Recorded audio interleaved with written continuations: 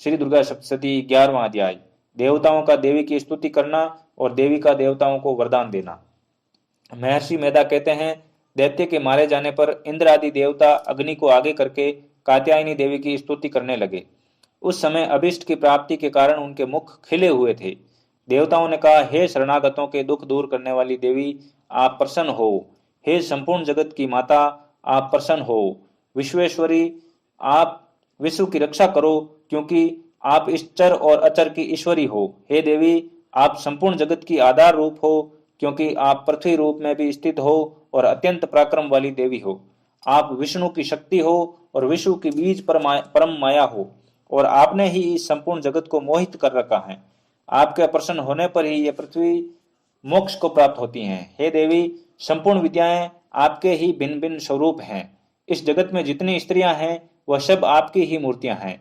एकमात्र आपने ही इस जगत को व्याप्त कर रखा है। आपकी स्तुति किस प्रकार से हो सकती है, क्योंकि आप परम बुद्धि रूप हो और संपूर्ण प्राणी रूप स्वर्ग और मुक्ति देने वाली हो।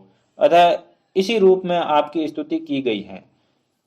आपकी स्तुति के लिए इससे बढ़कर और क्या युक्तियां हो सकती हैं। संपूर्ण जनों के हृदय में बुद्धि रूप होकर निवास करने वाली, स्वर्ग तथा मोक्ष प्रदान करने वाली हे नारायणी देवी, आपको नमस्कार है। कालाकाष्ठा आदि रूप से अवस्थाओं को परिवर्तन की ओर ले जाने वाली तथा प्राणियों का अंत करने वाली नारायणी, आपको नमस्कार है। हे नारायणी, संपूर्ण मंगलों के मंगल रूप वाली, हे शिवे, हे संपूर्ण प्रयोजनों को सिद्ध करने वाली, हे शरणागत वत्सला, 3 नेत्रों वाली गौरी, आपको नमस्कार है। सृष्टि, स्थिति तथा संहार की शक्तिभूता सनातनी देवी, गुणों का आधार तथा सर्व सुखमयी नारायणी, आपको नमस्कार है। हे शरण में आए हुए शरणागतों की दीन दुखियों की रक्षा में तत्पर, संपूर्ण पीड़ाओं के हरने वाली नारायणी, आपको नमस्कार है।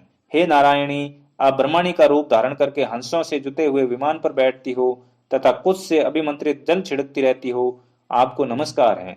माहेश्वरी रूप से त्रिशूल, चंद्रमा और सर्पों को धारण करने वाली हो, हे महावृषभ वाहन वाली नारायणी, आपको नमस्कार है। मोरों तथा मुकुटों से घिरी रहने वाली, महाशक्ति को धारण करने वाली, हे कौमारी रूप धारिणी, निष्पाप नारायणी, आपको नमस्कार है। हे शंख चक्र गदा और सारंग धनुष रूप आयुधों को धारण करने वाली वैष्णवी शक्ति रूपा नारायणी, आप हम पर प्रसन्न हो, आपको नमस्कार है। हे दांतों पर पृथ्वी धारण करने वाली वारा रूपिणी कल्याणमयी नारायणी, आपको नमस्कार है। हे उग्र नरसिंह रूप से दैत्यों को मारने वाली, त्रिभुवन की रक्षा में संलग्न रहने वाली नारायणी, आपको नमस्कार है। हे मस्तक पर किरीट और हाथ में महावज्र धारण करने वाली, शस्त्र नेत्रों के कारण उज्जवल, वृत्रासुर के प्राण हरने वाली ऐन्द्री शक्ति, हे नारायणी, आपको नमस्कार है। हे शिवदूती स्वरूप से दैत्यों के महामद को नष्ट करने वाली, हे घोर रूप वाली, हे महाशब्द वाली, हे नारायणी, आपको नमस्कार है। दाढ़ों के कारण विकराल मुख वाली, मुंडमाला से विभूषित मुंड मर्दिनी, चामुंडा रूपा नारायणी, आपको नमस्कार है। हे लक्ष्मी, लज्जा, महाविद्या, श्रद्धा, पुष्टि, श्वदा, ध्रुवा, महारात्रि तथा महाविद्या रूपा नारायणी, आपको नमस्कार है। हे मेधा, हे सरस्वती, सर्वोत्कृष्ट ऐश्वर्य रूपिणी पार्वती, महाकाली, नियंता तथा ईश्वर रूपिणी नारायणी, आपको नमस्कार है। हे सर्वस्वरूप सर्वेश्वरी, सर्वशक्ति युक्त देवी, हमारी भय से रक्षा करो, आपको नमस्कार है। हे कात्यायनी, 3 नेत्रों से भूषित यह मेरा सौम्य मुख, यह आपका सौम्य मुख सब तरह के डरों से हमारी रक्षा करे, आपको नमस्कार है।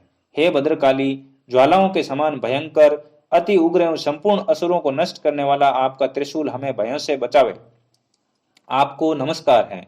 हे देवी, जो अपने शब्द से इस जगत को पूरित करके दैत्यों के तेज को नष्ट करता है, वह आपका घंटा इस प्रकार हमारी रक्षा करे जैसे कि माता अपने पुत्रों की रक्षा करती हैं।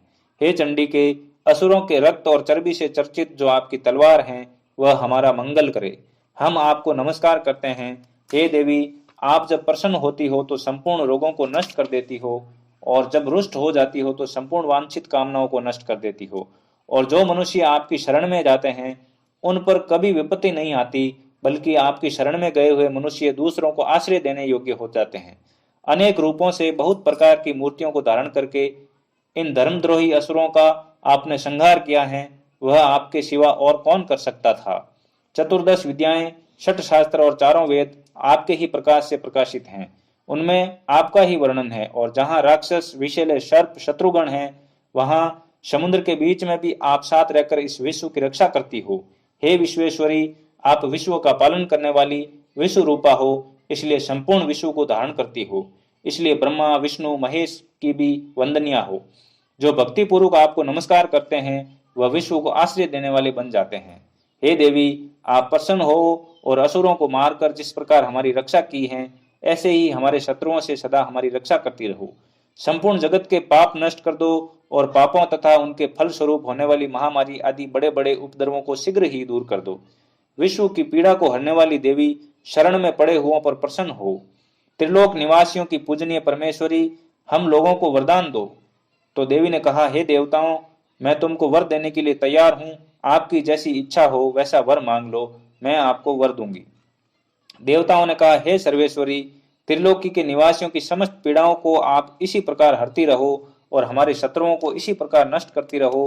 देवी ने कहा, व्यवस्व मनवंतर के 28वें युग में 2 और महाअसुर शुंभ और निशुंभ उत्पन्न होंगे। उस समय मैं नंद गोप के घर से यशोदा के गर्भ से उत्पन्न होकर विंध्याचल पर्वत पर शुंभ और निशुंभ का संहार करूंगी। फिर अत्यंत भयंकर रूप से पृथ्वी पर अवतीर्ण होकर मैं वैप्रचिति नामक दानवों का नाश करूंगी। उन भयंकर महाअसुरों को भक्षण करते समय मेरे दांत अनार के पुष्प के समान लाल होंगे।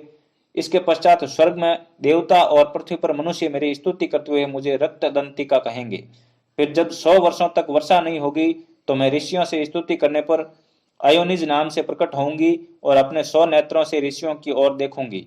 अतः मनुष्य शताक्षी नाम से मेरा कीर्तन करेंगे। उसी समय मैं अपने शरीर से उत्पन्न हुए प्राणों की रक्षा करने वाले शाकों द्वारा सब प्राणियों का पालन करूंगी और तब इस पृथ्वी पर शाकंभरी के नाम से विख्यात होंगी।